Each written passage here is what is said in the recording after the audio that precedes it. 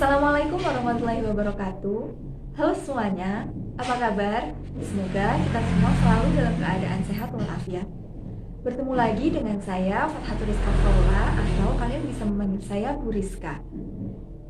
Sebelum mulai pembelajaran, saya ingatkan kembali agar kita semua selalu menjaga protokol kesehatan di masa pandemi seperti ini. Jangan lupa untuk memakai masker, mencuci tangan dengan rajin, menjaga jarak, dan menjauhi kerumunan. Sebelum mulai pembelajaran hari ini, alangkah baiknya kita berdoa terlebih dahulu. Mari kita berdoa dengan mengucapkan basmalah bersama-sama. Bismillahirrahmanirrahim.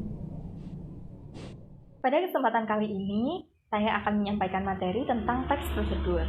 Tujuan pembelajaran hari ini adalah agar kalian bisa menelaah struktur dan unsur kebahasaan teks prosedur, serta dapat menyusun teks prosedur berdasarkan data rangkaian kegiatan. Anak-anak, apakah kalian pernah membaca buku resep makanan? Atau pernahkah kalian membaca petunjuk pembuatan di kemasan mie instan? Jika kalian pernah membaca salah satu dari keduanya, maka kalian telah mengenal teks prosedur. Jadi, apakah yang disebut dengan teks prosedur? Teks prosedur adalah teks yang berisi tujuan dan langkah-langkah melakukan atau membuat sesuatu. Teks ini berfungsi untuk memudahkan seseorang dalam melakukan atau membuat sesuatu.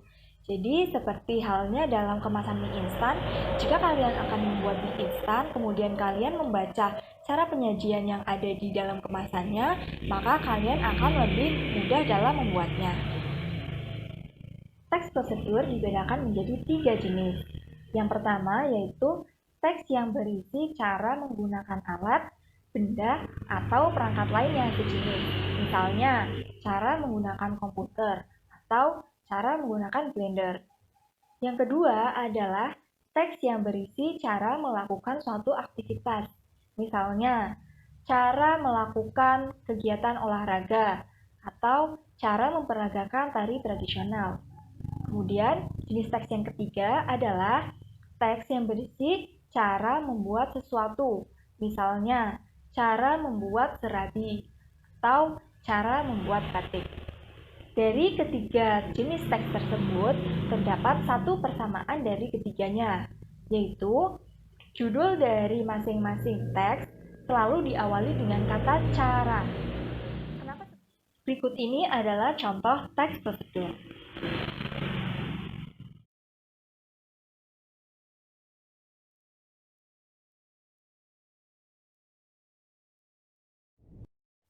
Nah, dari contoh teks prosedur tersebut dapat dilihat bahwa di dalamnya terdapat beberapa bagian.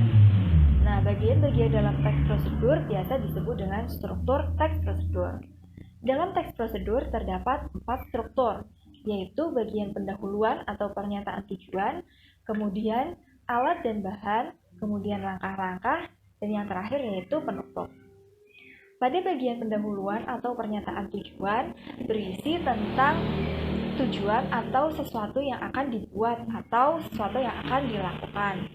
Kemudian pada struktur yang kedua yaitu alat dan bahan berisi tentang alat dan bahan apa saja yang diperlukan untuk melakukan suatu kegiatan atau membuat sesuatu. Kemudian struktur yang ketiga yaitu langkah-langkah berisi tentang urutan kegiatan yang dilakukan untuk membuat atau melakukan sesuatu. Langkah-langkah ini merupakan inti dari teks prosedur. Jadi, langkah-langkah ini adalah hal yang paling utama dalam teks prosedur. Yang keempat yaitu penutup. Dalam penutup biasanya menggunakan kalimat selamat mencoba. Namun, penutup ini tidak harus ada dalam teks prosedur.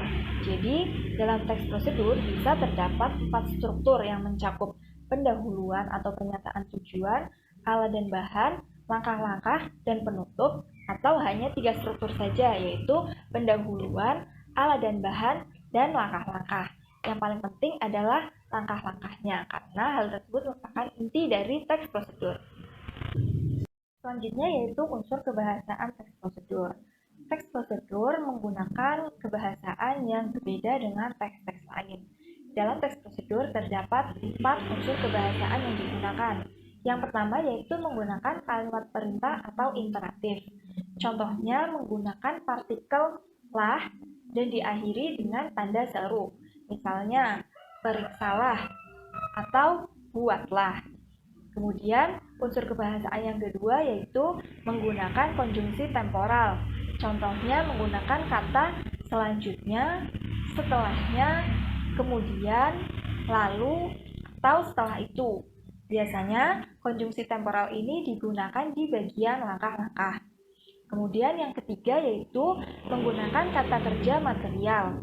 Kata kerja berimbuhan yang mengacu pada tindakan fisik.